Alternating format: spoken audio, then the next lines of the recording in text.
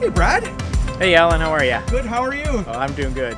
Well, we had shot our first community spotlight video right on the cusp of the world kind of changing on us, so we hadn't done anything with it, but Correct. we got it ready. Yeah. So I just wanted to do a little bit of an update on where you are now and reference that we'd had a little bit of time pass. Well, let me tell you, in the retail world, things have changed.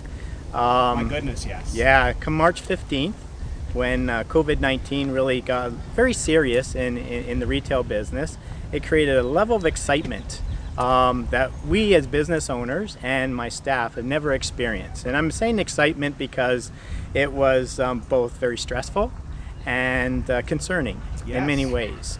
And then when the government came down on us, roughly about the first week of April, and said, close the doors. It was on a Saturday we got the news saying, Sunday, you're now curbside. Wow. It was interesting because we took a business that traditionally is bricks and mortar to curbside overnight. And we tripped and fell. We had to figure out how to get people off our phone lines because we only had 4 phone lines coming in, and it was really backlogging the whole system. Right. So we made a number of phone calls to some other very successful businesses and says, okay, how do we do curbside? They said, get off your phone, go into cell phones. So guess what we did? Okay. We ordered a bunch of cell phones. We transferred those over to, so if you came in, you ordered e-commerce. Right. You then come in and you make a phone call and it's on one of the cell phones. So we took everything off our business lines. Right, and then on the cell phone also you have a log of who's called. Everything, so to get those people, or that's amazing. But also, like it's the managing. We were managing up to 800 phone calls a day, and doing probably a total of 2,300 e-commerce orders. Wow. We became a consumer's distributing overnight, and we did that for 4 weeks. But I'll tell you, it was very stressful because we didn't lay anybody off. That's nice to hear. Yeah. So, but you're not making any money. That's the interesting thing about it. So thank God. I don't want to get into the politics side of it, but thank God there were programs out there that helped the small businesses and are helping right now currently the restaurant business and any of the other small guys out there. So. And you had to reevaluate your stock situation both early and then had to sort of change your plan once you got up to speed, right? Yeah, because when they close your doors, it doesn't mean that stock's not coming in. So, but you have no money coming in. So we had to do a lot of cancellations, and then when they opened our doors, it's like panic, order. Thing is that the rest of Canada was open. Ontario was the only province shut down. Right. So they're doing gangbusters and try to get that product in. It was tough. So, and plus getting what they call PPEs, so your mask, your gloves, everything went on back orders to be able to stay open. So, like I said, the stress level went way up here. But no, like as a leader, my job is to make sure I provide calm and keep everything stable and just make sure my staff are able to breathe, slow things down, and not get anxious. And thank God I have the team I do, because they stepped up and they hit a home run for the last what is it, almost 5 months now. Definitely. Going into this. And I've used all of it. I used the curbside pickup and had stuff put right in the back of my truck, and I've been in the store just yesterday buying an air conditioner with my mask on, which is necessary. And I found all your staff really, really top notch.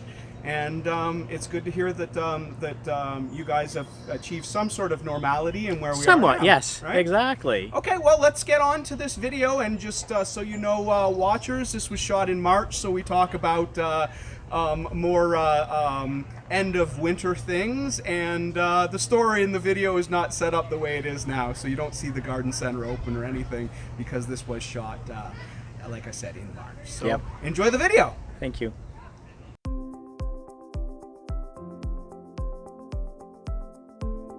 Hey guys, Alan Code here. You see that? That's the sun. It's making me happy. I'm out and about today. I'm dropping into the family-owned Canadian Tire in Gananoque to talk to Brad about what he loves about the area and the community involvement that they have with this great business. Come on, let's go.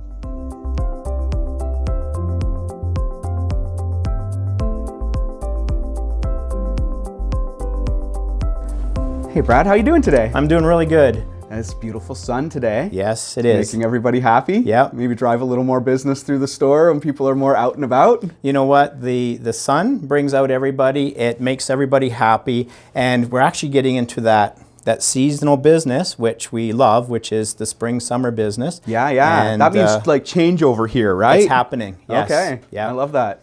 How long have you lived in the area? I'm just meeting you now. So I'm like, I think most people know Terry Lynn. Terry Lynn and I actually moved here the same year. Okay. So we're 5.5 years here. Okay, that's amazing. Yeah. And where did you come from before that?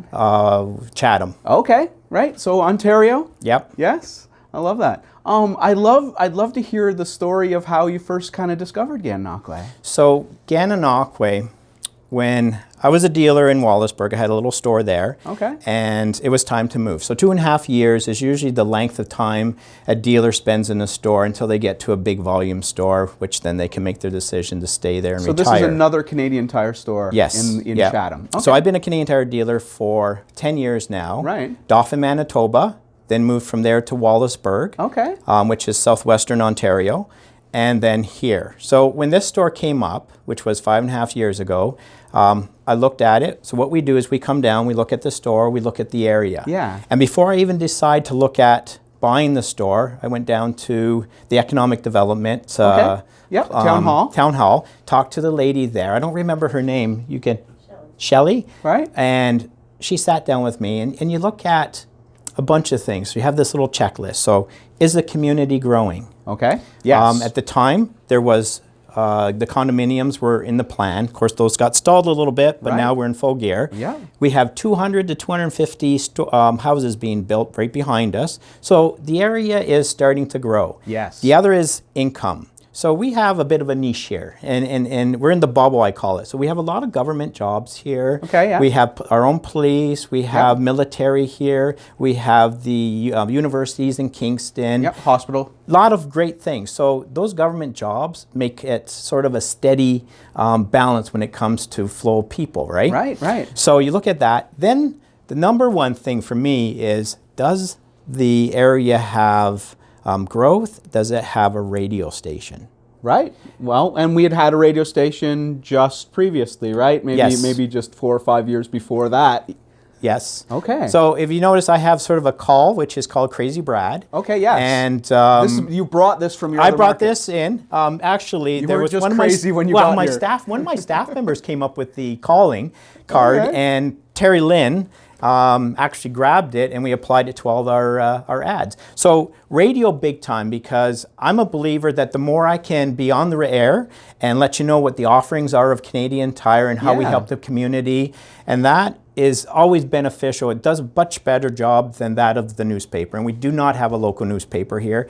Like we have the GAN, I don't know, Standard or something like that, but it's really hard the to... reporter is not what it was. And exactly. It was, in its heyday, it was very important to the community, but it's not exactly It's not what it was. yeah. So it never really hit the niche for us. Right. So the radio station was always big, because I only have a small market I can advertise in. Anything outside of that ends up being in other Canadian Tire markets, which I'm not allowed. Right, right, for sure. And it's interesting. So you came from 2 other Canadian Tires that Yep. were all smaller than this Canadian Yes. Tire. And I think Gananoque people would think of our Canadian Tire as one of the small ones, even yes. though it's grown so much from Yes. what this was when I was a kid. It was very much less. So to add on top of that, so when I looked at this store, one of the latter pieces I looked at is the people. Right. So I've been here for 5.5 years, and I'll tell you, You inherit the staff when you buy inherit the the place, staff, right? And but the people are so welcoming in Gananoque. Yeah. Terry Len, Carrie Lee took me under their sort of wing, and they introduced me to a number of people. Dennis O'Connor. Oh, yeah. Been an Everybody absolutely knows Dennis. amazing person, introduced me to a whole bunch of his friends and people that have done business with him. So I'll tell you, I've learned a ton, and I've met a ton of great people here. It's amazing. And then you get to you're really starting to highlight this Jumpstart program, Yes. right? Yeah. And that's bringing resources from this store and to help people in the community that might be in need, right? Exactly. So the idea of Jumpstart is it's a corporate initiative. It's under our mission statement. Right. And every store tries to raise money for their chapter. So we have our own chapter, which is great. Because anything that is raised in the community stays right here. Right. Nothing goes to Canadian Tire Home Office. 100% is used, not towards someone's salary. It goes towards the community itself. Right, and by here you mean Gananoque and Leeds in the TLTI. Yes. So we raise money through events. Okay. We raise money through our little drop box that's right beside the door here as you're going. Your Canadian Tire money in? Or any money whatsoever. So that money is cashed in and it stays within that chapter. So we've helped about in the last, let me just see here, since 2008, for sure. 109 people that last in 2008, and then since the chapter's been open, over 1,100 people. Wow. 2008, that's total right in of $21,000 has been given in that year. Tell me some of the things that that's gone to help. So kids that want to play sports, hockey. Okay. Boxing. Boxing. Now we have the boxing club. Boxing club. Exactly. Yeah. If you want to play volleyball, curling, anything that's a cost to either sign up or to uniforms. Okay. And then it's a Gananoque, Town of Gananoque website, right? Gananoque.ca? Yes, and they manage the chapter. Okay. And then we do have a corporate representative that meets with them, I think, once or twice a year for sort of spreading the money out. When people get on the Gananoque.ca website, they'll be able to find, what was the name? It's called the POP program. The POP program. Correct. Okay. So the POP program, and if you probably called the town hall, they could probably point you in the right direction of that information too, right? Well, you know, one of the best things about Gananoque in my mind is, you know, on top of the people is the recreation and the nature and the islands. Like, have you gotten a chance to enjoy some of that? So the last few weekends, it's funny you bring that up. I've been hiking. Oh yeah, so where do you hike? We've been at Marble Rock, okay. Landon's Bay. Yes. Behind the KOA, there's actually a path behind there at Ivy Lee. Oh really? Yes, it's pretty cool. It just opens up to a large drop off, and it's well fenced, but it's pretty cool. And we done Rock Dunder back when it was open, and then of course the Little Cataraqui just outside of Kingston. Yes, yeah. So there's that one I've done with my wife. I haven't been to any of the other ones, and Rock Dunder, I don't know that my knee could get through it. But, yes, it's a tough one. And then of course boating, right? Yes, boating. Yeah. So Carrie Lee's boyfriend, Steve, that owns HP Power Sports. Oh, right, yes. He has a little pontoon boat, so he takes us out a few times. When my family does come down, my kids, he tries to help us out. He's a great place to go if people don't have their own boat, right? Correct. Or people, they have family in the area, you can rent Sea-Doos and some other things from them. Yeah, that's awesome. Absolutely. I do a lot of kayaking. We started it last year. Again, Landon's Bay. We haven't been much out in the river. Right.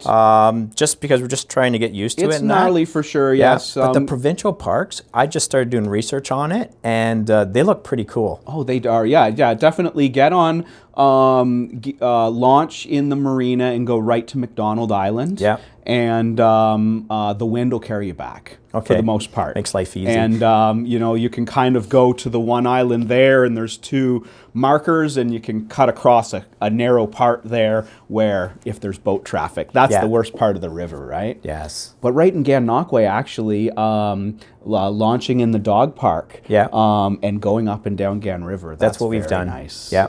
I like that a lot. Have you ever walked the Gan paths that are along there? Yeah, they're awesome. That's gorgeous. And in behind Nailin Road, that's so gorgeous in there. There's, like I said, this little town has a lot to offer. Yeah, and like when that's like that end of town, it's like we think of it as the old Stelco plant road, and now it's this beautiful subdivision like right on the Gan River, and you know, there's so much underdeveloped things that, you know, I really think Gananoque is going to grow and grow and grow. And right behind you here, like, you're going to have a lot of new customers moving in. to this new subdivision. Over It's a long time coming to see growth in this little town. It is. Yeah. Yeah, definitely. Was there anything else that we didn't get to? Yeah, actually, they're surprising. I did some research on this little store. So this little store opened up in 1939. Yeah? So we have been Wow. 81 years in this community. Opened up, and I'm not too sure what store it was, what storefront, but it was downtown. Okay. And then my belief is they came here. This was a lot smaller at the time, and then around 1984 they did an expansion. So 81 years we've been here.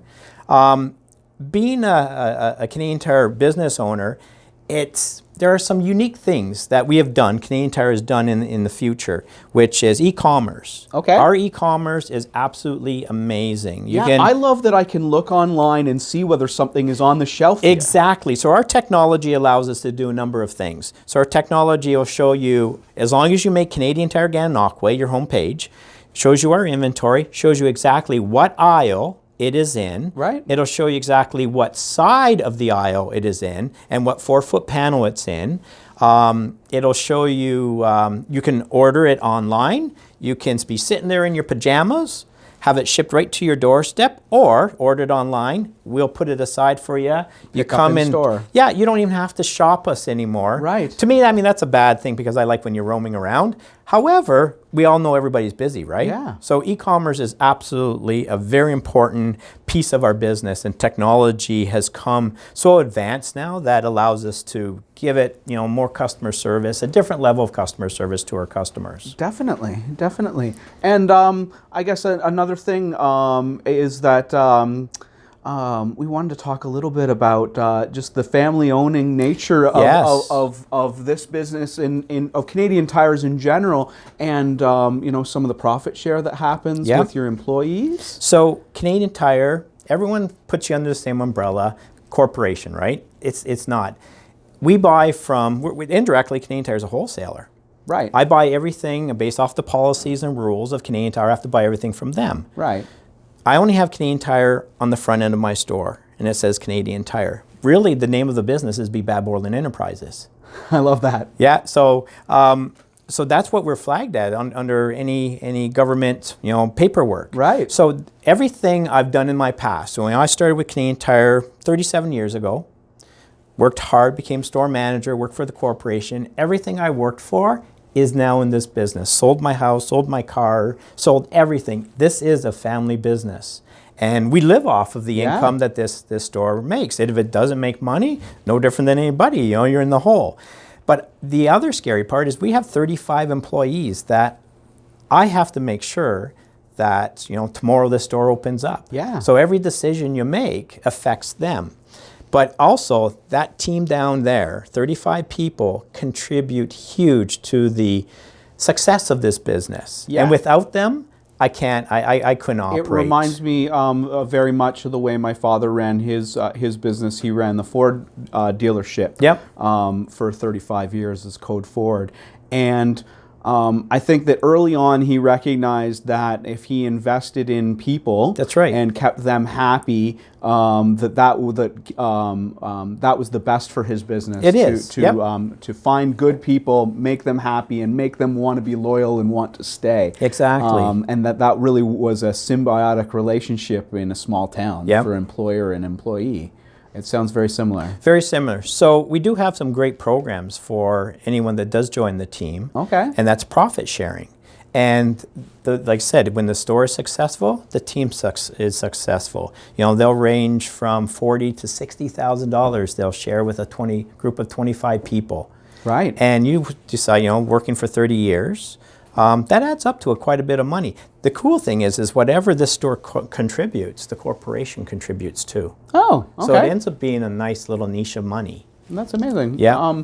I guess it's probably the season where you start to staff up more for the season as well. Yep. So, April through till December is our busy time. January, February, and March, tough. Right. It's tough. Yeah. But we have lots happening during those months. We're always working through our clearance. We have about I say over 2,000 in-store specials in the store. Wow. And then we have lots of clearance. So anything that's a red label is a reduction in price. And clearance right now is wintry stuff. Wintry, actually it's even stuff that's summery. Like we do have some patio furnitures that are discontinued that the corporation helps us with. For the new stuff. Right. Exactly. Like right now I have snowblowers on 30% off. You looking for a snowblower? You'll never find cheaper right now. I hope there's no more snow to I hope blow, not. but you could get a good deal. You buy a snowblower today, I guarantee you'll never have to use it for the rest of the season. That's how it works, isn't it? Yeah, that's how it works. Sure. All right. Well, thanks for letting me come by. I'm glad you did. Yeah, I'm glad to have met you. And I love your store. I've definitely been a big shopper here, and it's an important part of the community, you know, not only for your community efforts and those sorts of things, just you know, the resources of actually being able to shop here. Well, a lot of people don't, not to interrupt you there, but you just triggered the thought of what we contribute to the community. So the Canadian Tire, we help Ribfest. We have the car show. Yeah. We have, I don't know if you've ever seen it in September, we have the Ride to Remember. Right. That's when the police come in. Yeah. Last year, they just drove through us. Okay. So we put a complaint in this year. And they are making a point because they were very frustrated that they couldn't stop for the fries. Oh. Because Jeff and Julie contribute a lot. I think they write a check for between $500 to $1,000 for the Ride to Remember. Right. So they're stopping for sure, again, come September, in our parking lot. And, you know, they sort of come in with a lot of loud, you know, sirens and motorcycles and stuff like that. And they just excite the area for 30 minutes and then they're gone. Okay. And it's exciting. So then we help with that against Jumpstart. Yeah. And what else I have on my list here? Lansdowne's Fair, and we're actually one of the big sponsors every year for the business showcase. Then that's one of the oldest fairs or agricultural fairs in North America. Exactly. I think it's the second or third oldest. Yep. And one last thing we do provide is you can buy trail tickets here for ATVs and snowmobiling. Oh, okay. That's good to know. So and do you know when the fries open? I don't have that secret yet. No, they're all I know soon? we just cleared the area for them to drop it off on Wednesday, and we put a post on our Facebook page, and everyone's asking. I think he's going to open it up early. Okay. I think he's just going to do lunches. Okay. And odd weekends. It's all going to depend on what the weather's like. Right. Yeah. That's great. Okay. Well, thanks again, and we'll do this again sometime when you've got new stuff coming up. Let's do this again. I will. And we'll see you on the river. Thank you very much.